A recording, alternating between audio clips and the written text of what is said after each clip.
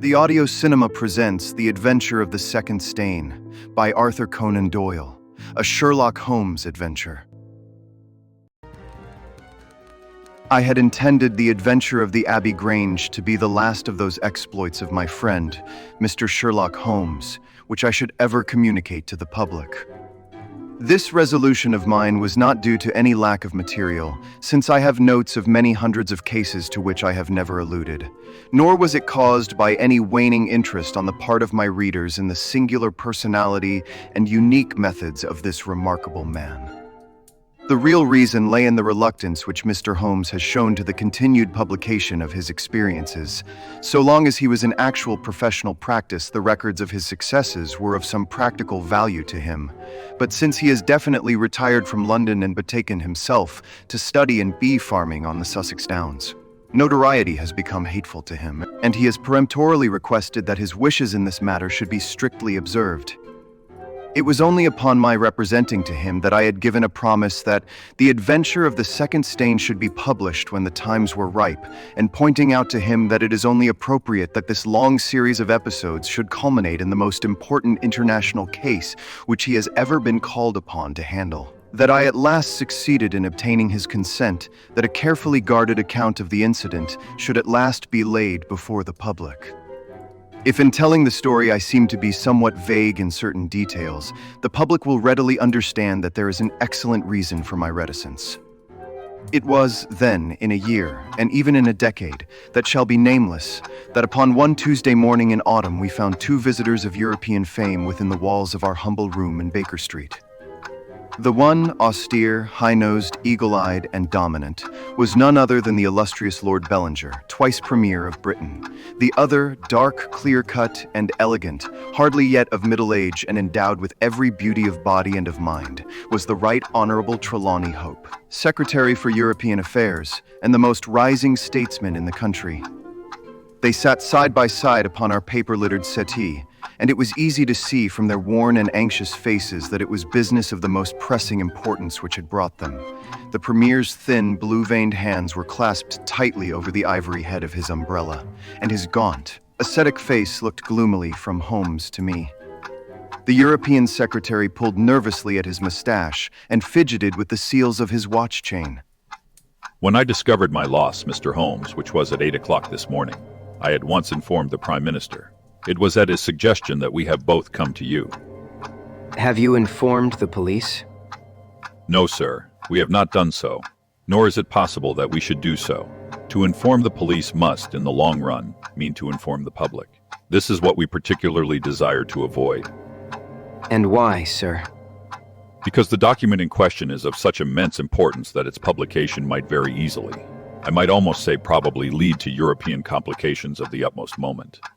It is not too much to say that peace or war may hang upon the issue. Unless its recovery can be attended with the utmost secrecy, then it may as well not be recovered at all, for all that is aimed at by those who have taken it is that its contents should be known. I understand. Now, Mr. Trelawney Hope, I should be much obliged if you would tell me exactly the circumstances under which this document disappeared. That can be done in a very few words, Mr. Holmes.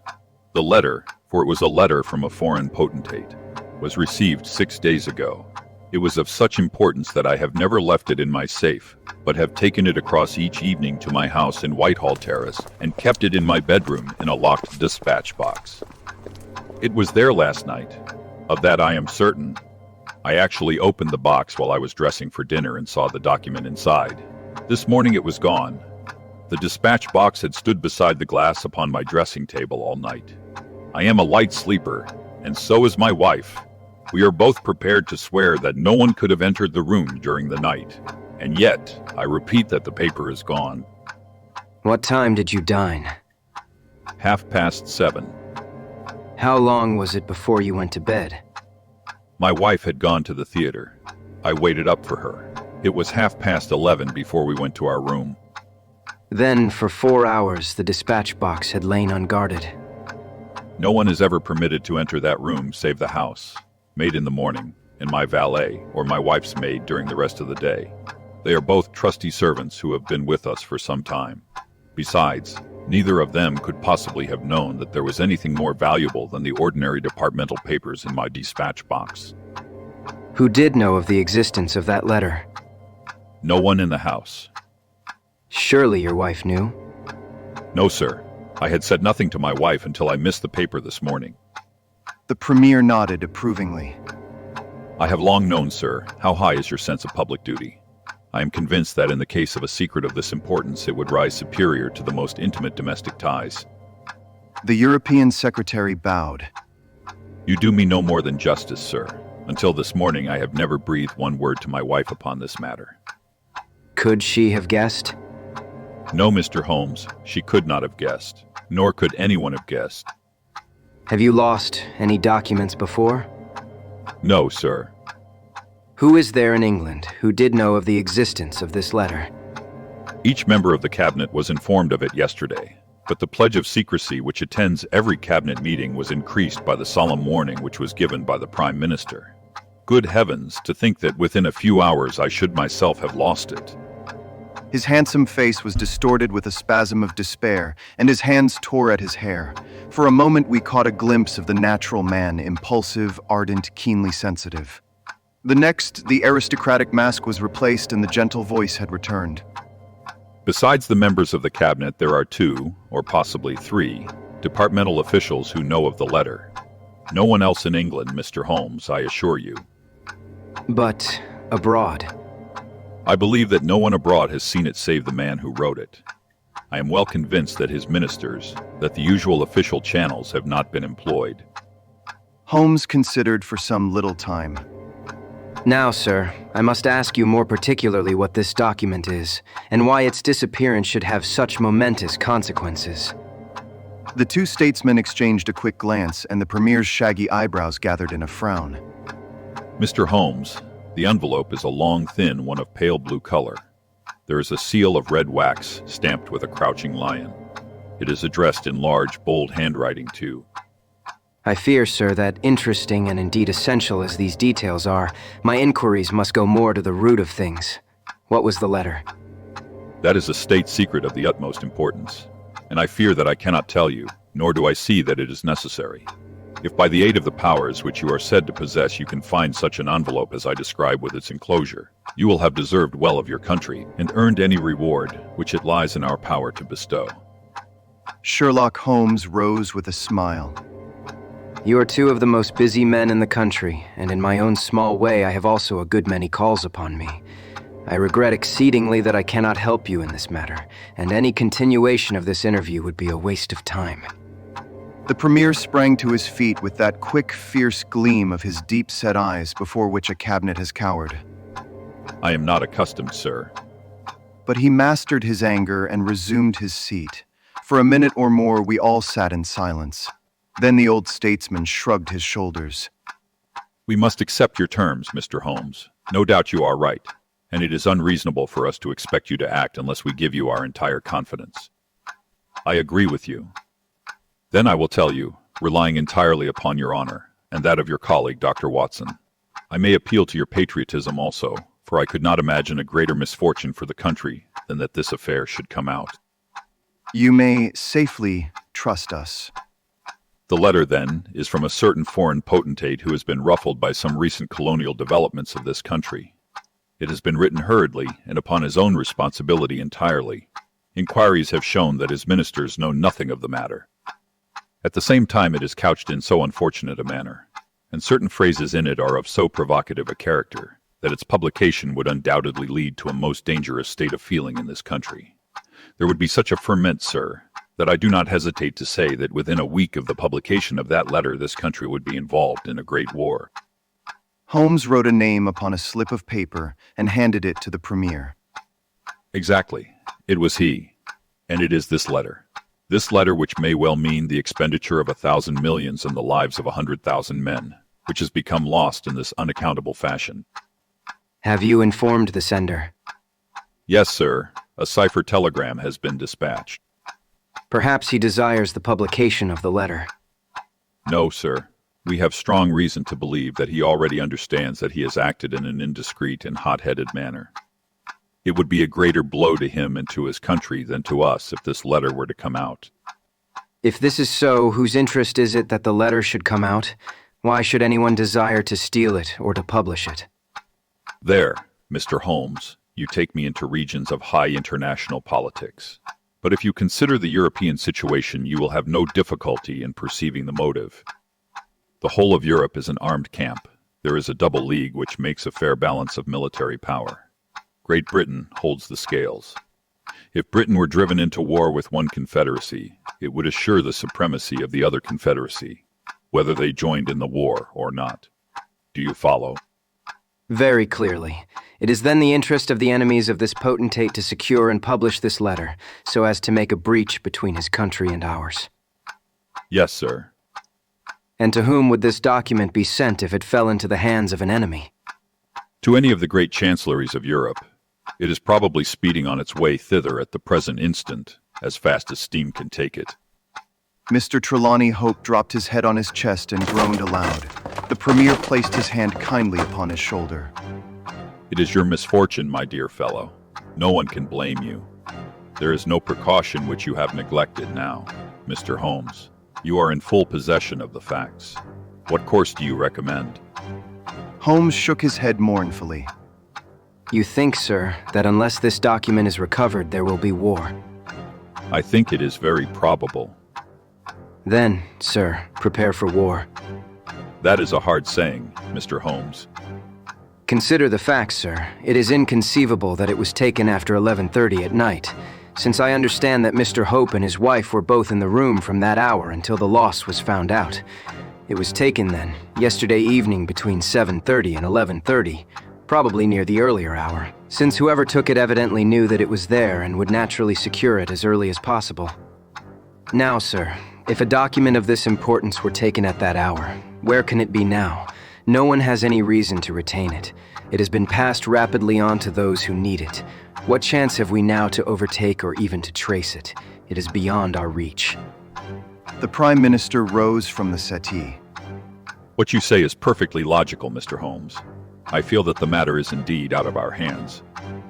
Let us presume, for argument's sake, that the document was taken by the maid or by the valet. They are both old and tried servants. I understand you to say that your room is on the second floor, that there is no entrance from without, and that from within no one could go up unobserved. It must, then, be somebody in the house who has taken it. To whom would the thief take it? To one of several international spies and secret agents, whose names are tolerably familiar to me. There are 3 who may be said to be the heads of their profession.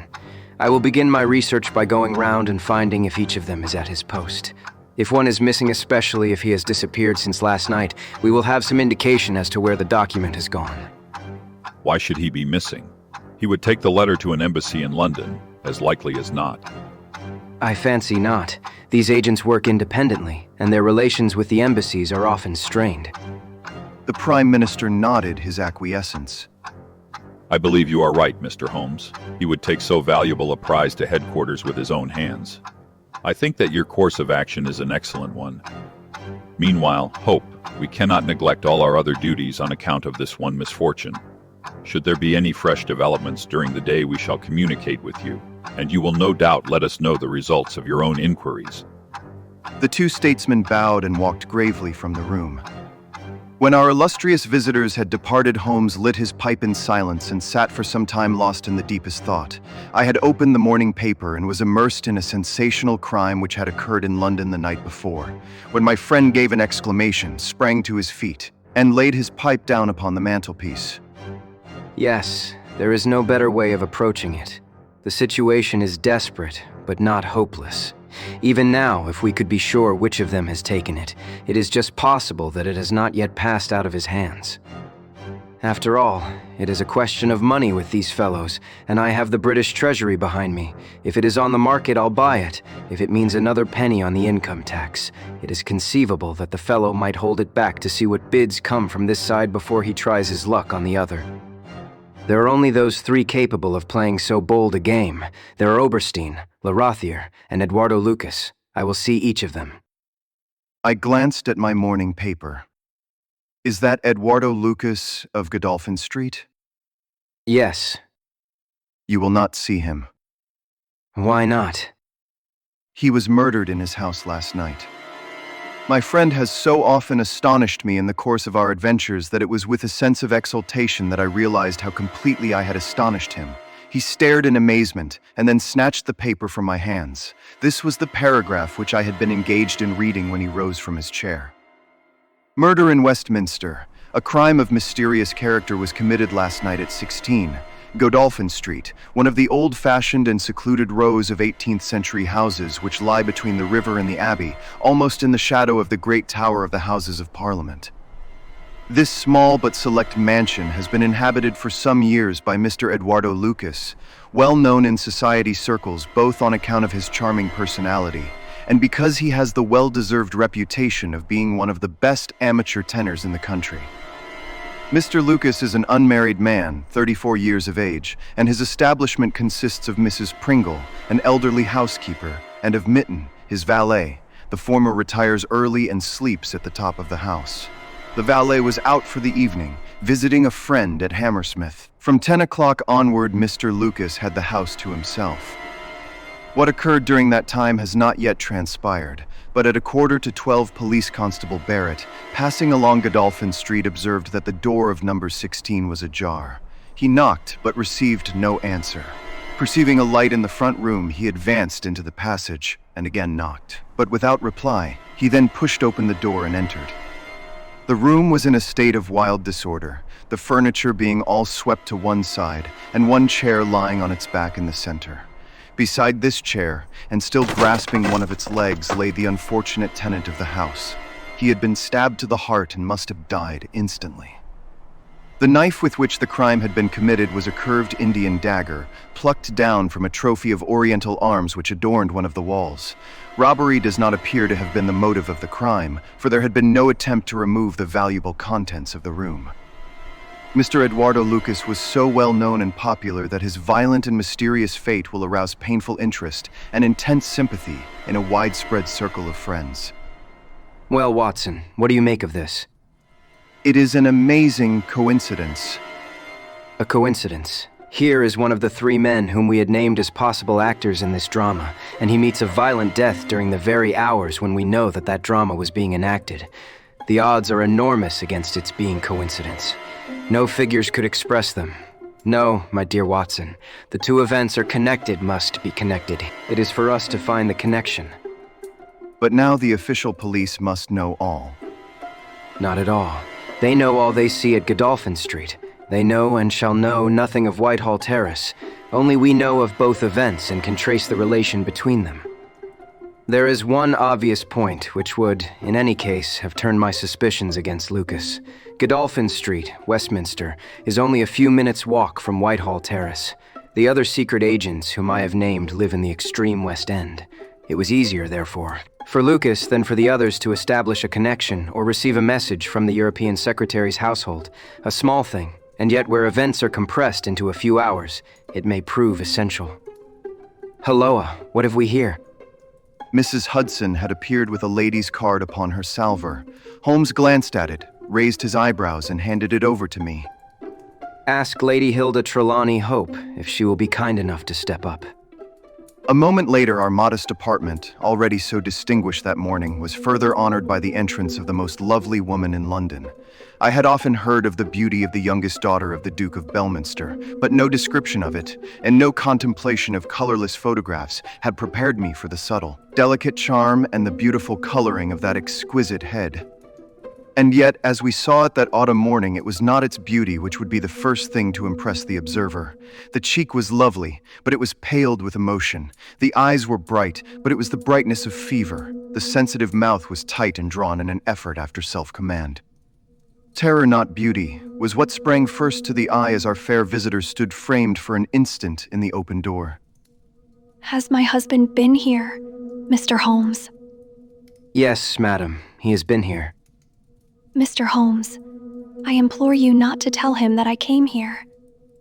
Holmes bowed coldly and motioned the lady to a chair. Your ladyship places me in a very delicate position. I beg that you will sit down and tell me what you desire, but I fear that I cannot make any unconditional promise. She swept across the room and seated herself with her back to the window. It was a queenly presence, tall, graceful, and intensely womanly. Mr. Holmes, I will speak frankly to you in the hopes that it may induce you to speak frankly in return. There is complete confidence between my husband and me on all matters, save one. That one is politics. On this, his lips are sealed. He tells me nothing. Now, I am aware that there was a most deplorable occurrence in our house last night. I know that a paper has disappeared, but because the matter is political, my husband refuses to take me into his complete confidence.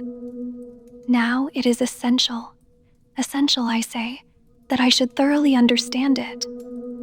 You are the only other person, save only these politicians, who knows the true facts.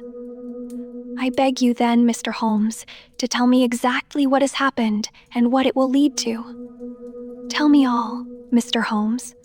Let no regard for your client's interests keep you silent, for I assure you that his interests, if he would only see it, would be best served by taking me into his complete confidence. What was this paper which was stolen? Madam, what you ask me is really impossible. She groaned and sank her face in her hands. You must see that this is so, madam. If your husband thinks fit to keep you in the dark over this matter, is it for me, who has only learned the true facts under the pledge of professional secrecy, to tell what he has withheld? It is not fair to ask it. It is him whom you must ask. I have asked him. I come to you as a last resource, but without your telling me anything definite. Mr. Holmes, you may do a great service if you would enlighten me on one point. What is it, madam? Is my husband's political career likely to suffer through this incident? Well, madam, unless it is set right, it may certainly have a very unfortunate effect. She drew in her breath sharply as one whose doubts are resolved. One more question, Mr. Holmes. From an expression which my husband dropped in the first shock of this disaster, I understood that terrible public consequences might arise from the loss of this document. If he said so, I certainly cannot deny it. Of what nature are they? Nay, madam, there again you ask me more than I can possibly answer. Then I will take up no more of your time. I cannot blame you, Mr. Holmes, for having refused to speak more freely, and you on your side will not. I am sure, think the worse of me because I desire, even against his will, to share my husband's anxieties. Once more, I beg that you will say nothing of my visit. She looked back at us from the door, and I had a last impression of that beautiful haunted face, the startled eyes and the drawn mouth. Then she was gone. Now, Watson, the fair sex is your department. What was the fair lady's game? What did she really want? Surely her own statement is clear, and her anxiety very natural. Think of her appearance, Watson. Her manner, her suppressed excitement, her restlessness, her tenacity in asking questions. Remember that she comes of a caste who do not lightly show emotion.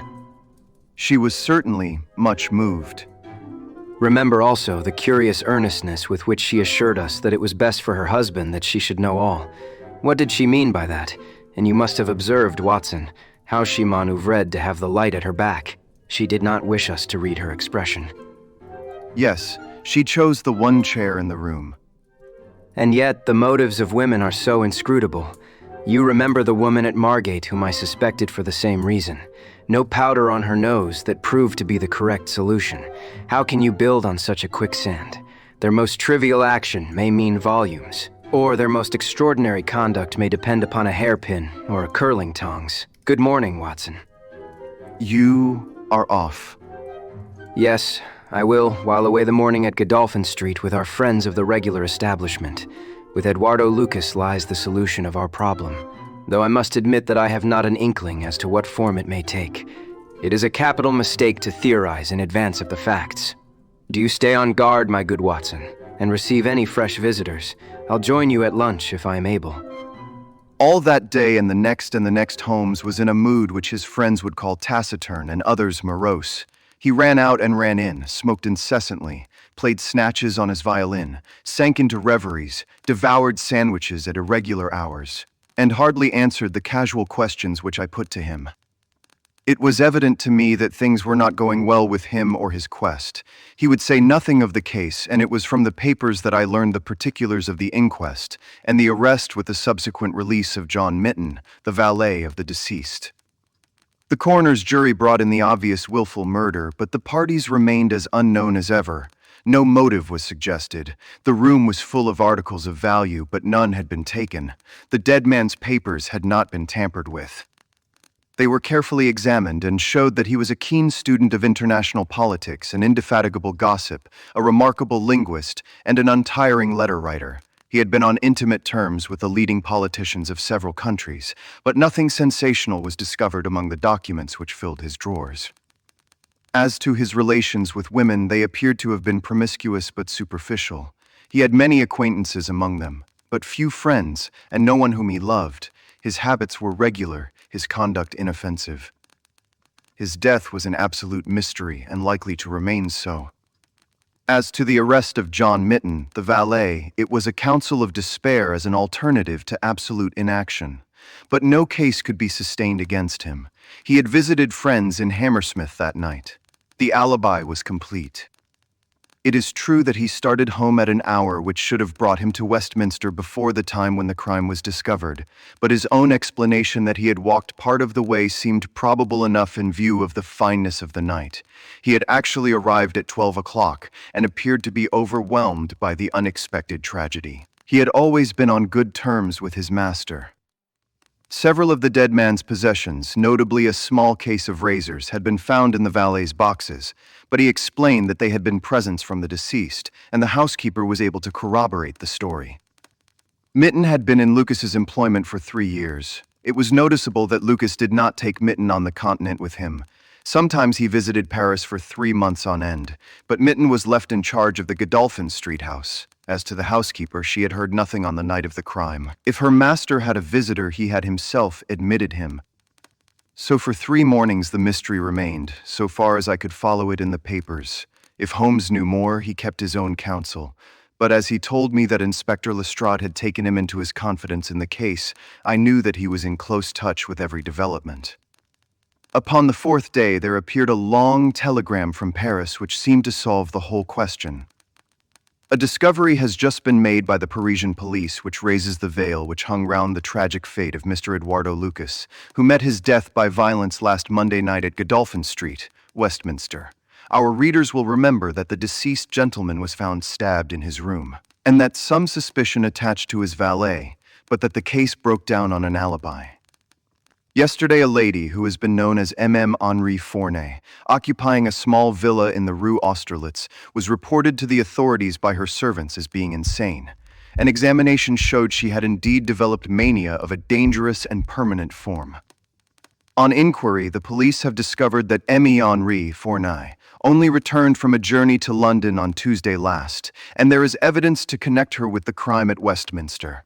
A comparison of photographs has proved conclusively that M. Henri Fournay and Eduardo Lucas were really one and the same person, and that the deceased had for some reason lived a double life in London and Paris. M.E. Fournay, who is of Creole origin, is of an extremely excitable nature, and has suffered in the past from attacks of jealousy which have amounted to frenzy. It is conjectured that it was in one of these that she committed the terrible crime which has caused such a sensation in London. Her movements upon the Monday night have not yet been traced, but it is undoubted that a woman answering to her description attracted much attention at Charing Cross Station on Tuesday morning by the wildness of her appearance and the violence of her gestures. It is probable, therefore, that the crime was either committed when insane or that its immediate effect was to drive the unhappy woman out of her mind. At present, she is unable to give any coherent account of the past, and the doctors hold out no hopes of the re-establishment of her reason.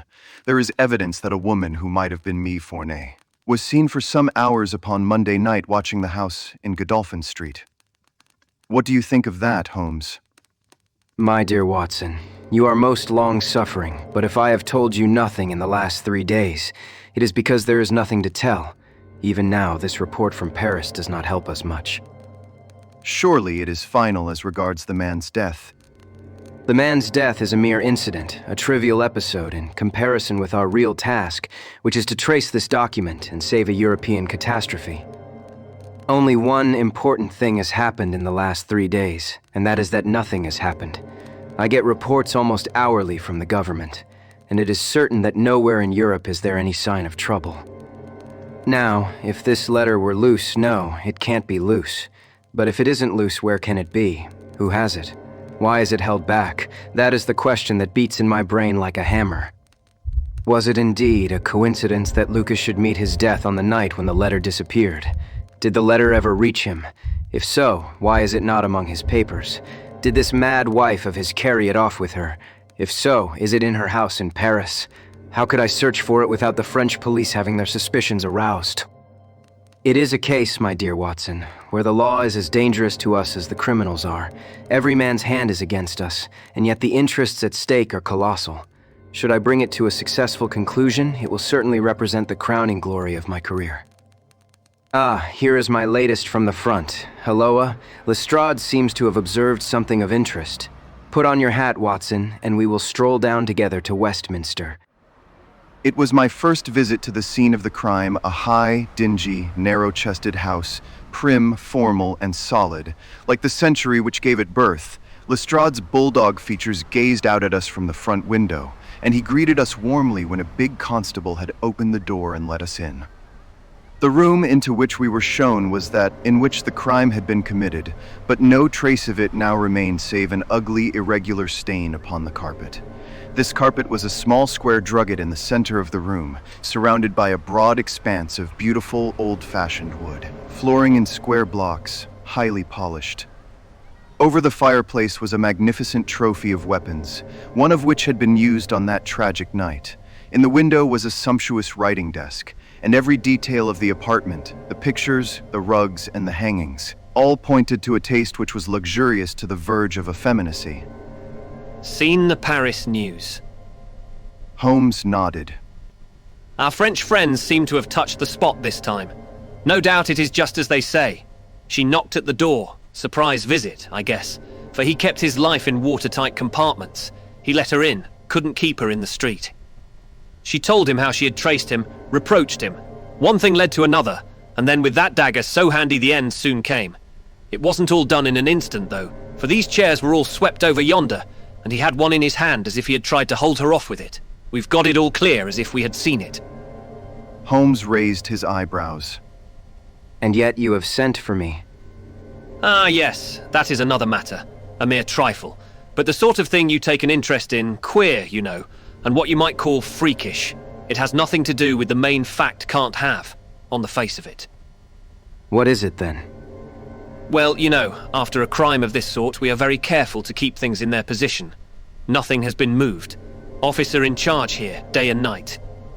This morning, as the man was buried and the investigation over, so far as this room is concerned, we thought we could tidy up a bit. This carpet, you see, it is not fastened down, only just laid there. We had occasion to raise it. We found. Yes, you found. Holmes's face grew tense with anxiety. Well, I am sure you would never guess in 100 years what we did find. You see that stain on the carpet? Well, a great deal must have soaked through, must it not? Undoubtedly, it must. Well, you will be surprised to hear that there is no stain on the white woodwork to correspond. No stain, but there must. Yes, so you would say, but the fact remains that there isn't. He took the corner of the carpet in his hand and, turning it over, he showed that it was indeed as he said. But the underside is as stained as the upper. It must have left a mark. Lestrade chuckled with delight at having puzzled the famous expert. Now, I'll show you the explanation. There is a second stain, but it does not correspond with the other. See for yourself. As he spoke, he turned over another portion of the carpet, and there, sure enough, was a great crimson spill upon the square white facing of the old-fashioned floor. What do you make of that, Mr. Holmes? Why, it is simple enough. The two stains did correspond, but the carpet has been turned round. As it was square and unfastened, it was easily done.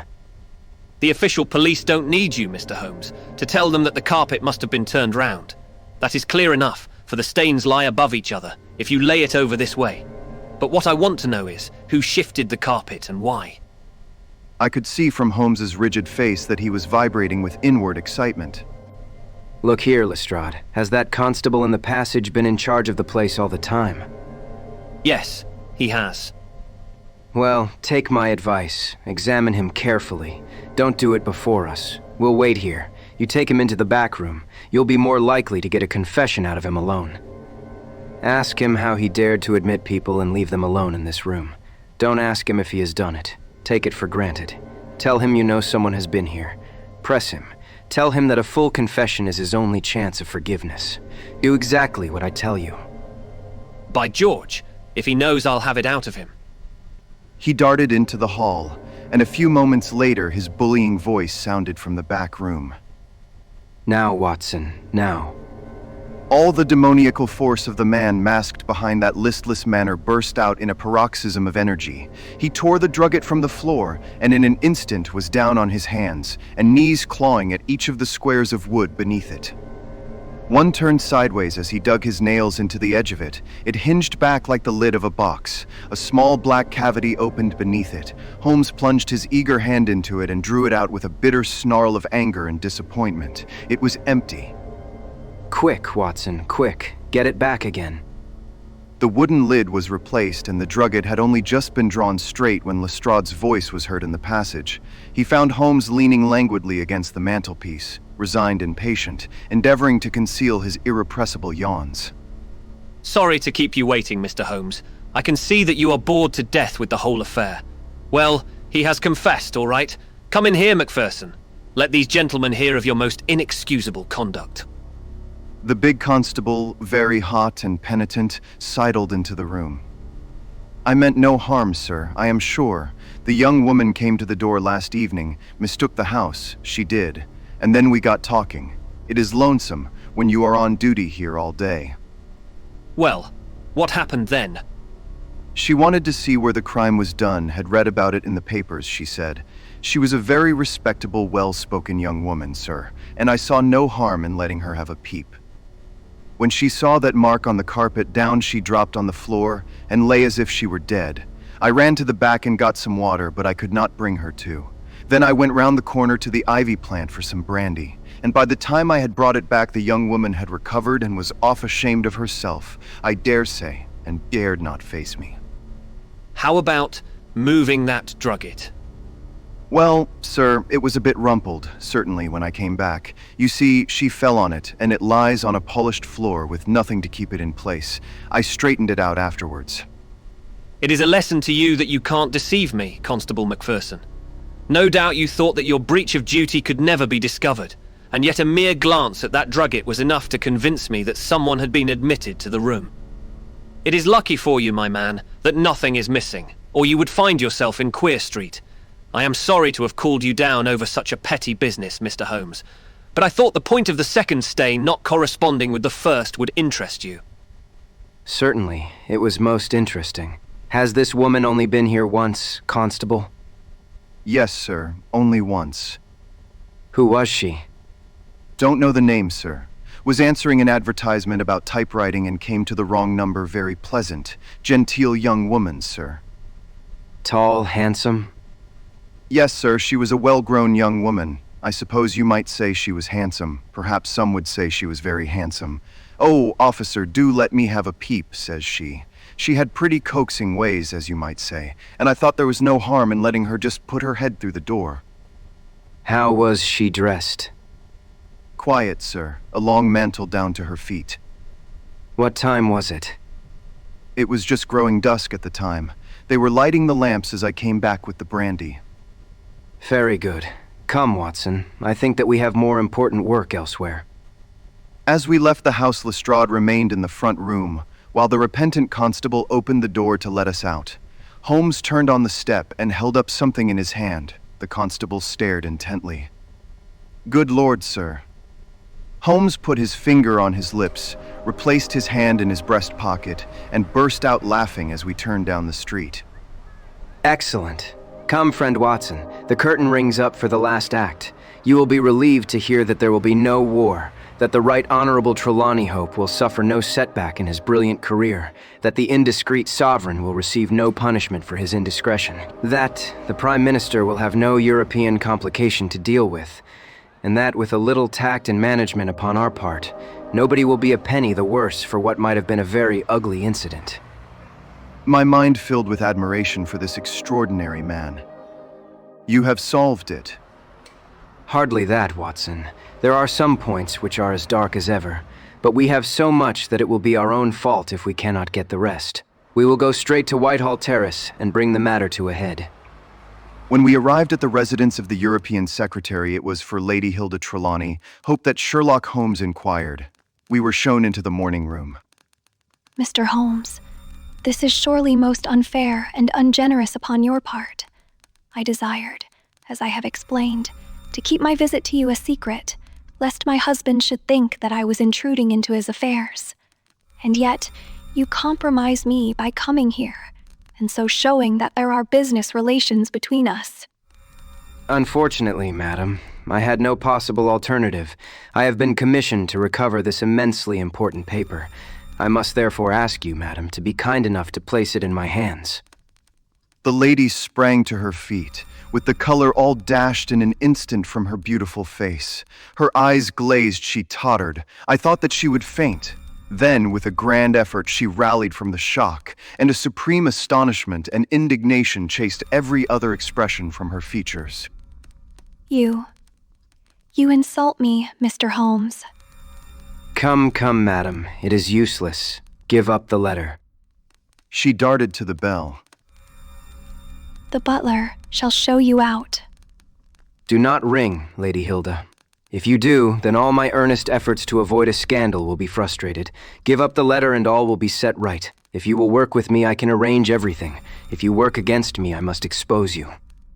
She stood grandly defiant, a queenly figure, her eyes fixed upon his as if she would read his very soul. Her hand was on the bell, but she had forborne to ring it. You are trying to frighten me. It is not a very manly thing, Mr. Holmes, to come here and browbeat a woman. You say that you know something. What is it that you know? Pray sit down, madam. You will hurt yourself there if you fall. I will not speak until you sit down. Thank you. I give you 5 minutes, Mr. Holmes. 1 is enough, Lady Hilda.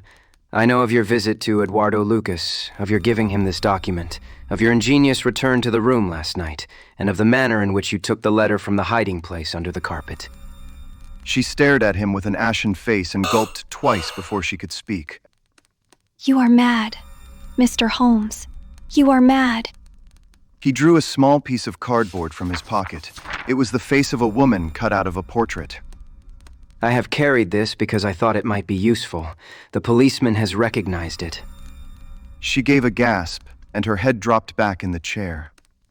Come, Lady Hilda, you have the letter. The matter may still be adjusted. I have no desire to bring trouble to you.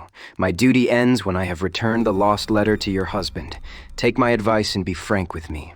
It is your only chance. Her courage was admirable. Even now she would not own defeat. I tell you again, Mr. Holmes, that you are under some absurd illusion. Holmes rose from his chair. I am sorry for you, Lady Hilda. I have done my best for you. I can see that it is all in vain. He rang the bell. The butler entered. Is Mr. Trelawney Hope at home? He will be home, sir, at 1:45. Holmes glanced at his watch. Still, 1/4 of an hour. Very good. I shall wait. The butler had hardly closed the door behind him when Lady Hilda was down on her knees at Holmes's feet, her hands outstretched, her beautiful face upturned and wet with her tears. Oh, spare me, Mr. Holmes. Spare me. For heaven's sake, don't tell him. I love him so. I would not bring one shadow on his life, and this, I know, would break his noble heart. Holmes raised the lady. I am thankful, madam, that you have come to your senses even at this last moment. There is not an instant to lose. Where is the letter?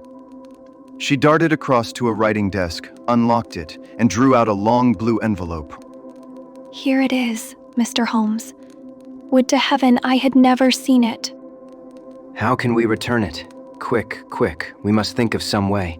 Where is the dispatch box? Still, in his bedroom. What a stroke of luck. Quick, madam, bring it here. A moment later, she had appeared with a red flat box in her hand. How did you open it before? You have a duplicate key. Yes, of course you have. Open it. From out of her bosom, Lady Hilda had drawn a small key. The box flew open. It was stuffed with papers. Holmes thrust the blue envelope deep down into the heart of them, between the leaves of some other document. The box was shut, locked, and returned to the bedroom. Now we are ready for him. We have still 10 minutes. I am going far to screen you, Lady Hilda. In return, you will spend the time in telling me frankly the real meaning of this extraordinary affair. Mr. Holmes, I will tell you everything. Oh, Mr. Holmes, I would cut off my right hand before I gave him a moment of sorrow. There is no woman in all London who loves her husband as I do. And yet if he knew how I have acted, how I have been compelled to act, he would never forgive me. For his own honor stands so high that he could not forget or pardon a lapse in another. Help me, Mr. Holmes. My happiness, his happiness, our very lives are at stake. Quick, madam. The time grows short. It was a letter of mine, Mr. Holmes. An indiscreet letter written before my marriage. A foolish letter. A letter of an impulsive, loving girl. I meant no harm, and yet he would have thought it criminal. Had he read that letter, his confidence would have been forever destroyed. It is years since I wrote it. I had thought that the whole matter was forgotten. Then at last I heard from this man, Lucas, that it had passed into his hands and that he would lay it before my husband. I implored his mercy. He said that he would return my letter if I would bring him a certain document, which he described in my husband's dispatch box. He had some spy in the office who had told him of its existence. He assured me that no harm could come to my husband. Put yourself in my position, Mr. Holmes. Take your husband into your confidence. I could not, Mr. Holmes. I could not. On the one side seemed certain ruin. On the other, terrible as it seemed to take my husband's paper, still in a matter of politics, I could not understand the consequences. While in a matter of love and trust, they were only too clear to me. I did it, Mr. Holmes. I took an impression of his key. This man, Lucas, furnished a duplicate. I opened his dispatch box, took the paper, and conveyed it to Godolphin Street. What happened there, madam? I tapped at the door as agreed. Lucas opened it. I followed him into his room, leaving the hall door ajar behind me, for I feared to be alone with the man. I remember that there was a woman outside as I entered. Our business was soon done. He had my letter on his desk. I handed him the document. He gave me the letter. At this instant, there was a sound at the door. There were steps in the passage. Lucas quickly turned back the drugget, thrust the document into some hiding place there, and covered it over. What happened after that is like some fearful dream. I have a vision of a dark, frantic face, of a woman's voice, which screamed in French, "My waiting is not in vain. At last I have found you with her." There was a savage struggle. I saw him with a chair in his hand. A knife gleamed in hers. I rushed from the horrible scene, ran from the house, and only next morning in the paper did I learn the dreadful result. That night I was happy, for I had my letter, and I had not seen yet what the future would bring. It was the next morning that I realized that I had only exchanged one trouble for another. My husband's anguish at the loss of his paper went to my heart. I could hardly prevent myself from there and then kneeling down at his feet and telling him what I had done. But that again would mean a confession of the past. I came to you that morning in order to understand the full enormity of my offense. From the instant that I grasped it, my whole mind was turned to the one thought of getting back my husband's paper. It must still be where Lucas had placed it, for it was concealed before this dreadful woman entered the room. If it had not been for her coming, I should not have known where his hiding place was. How was I to get into the room? For 2 days I watched the place, but the door was never left open. Last night I made a last attempt. What I did and how I succeeded, you have already learned. I brought the paper back with me and thought of destroying it, since I could see no way of returning it without confessing my guilt to my husband. Heavens, I hear his step upon the stair. The European secretary burst excitedly into the room. Any news, Mr. Holmes? Any news? I have some hopes. Ah, thank heaven. The Prime Minister is lunching with me. May he share your hopes. He has nerves of steel. And yet I know that he has hardly slept since this terrible event. Jacobs, will you ask the Prime Minister to come up? As to you, dear, I fear that this is a matter of politics. We will join you in a few minutes in the dining room. The Prime Minister's manner was subdued, but I could see by the gleam of his eyes and the twitchings of his bony hands that he shared the excitement of his young colleague. I understand that you have something to report, Mr. Holmes. Purely negative as yet. I have inquired at every point where it might be, and I am sure that there is no danger to be apprehended. But that is not enough, Mr. Holmes. We cannot live forever on such a volcano. We must have something definite. I am in hopes of getting it. That is why I am here. The more I think of the matter, the more convinced I am that the letter has never left this house. Mr. Holmes. If it had, it would certainly have been public by now. But why should anyone take it in order to keep it in his house? I am not convinced that anyone did take it. Then, how could it leave the dispatch box? I am not convinced that it ever did leave the dispatch box. Mr. Holmes, this joking is very ill-timed. You have my assurance that it left the box. Have you examined the box since Tuesday morning? Number, it was not necessary. You may conceivably have overlooked it. Impossible, I say. But I am not convinced of it.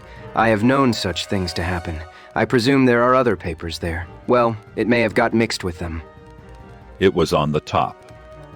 Someone may have shaken the box and displaced it. No. I had everything out.